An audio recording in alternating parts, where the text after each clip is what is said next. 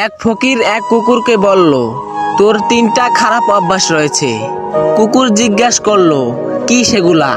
তখন ফকিরটি বলল, 1 নাম্বার, তুই সব সময় দেওয়ালে প্রস্রাব করিস। 2 নাম্বার, তুই কোনো ভিখারি দেখলে ঘেউ ঘেউ করিস।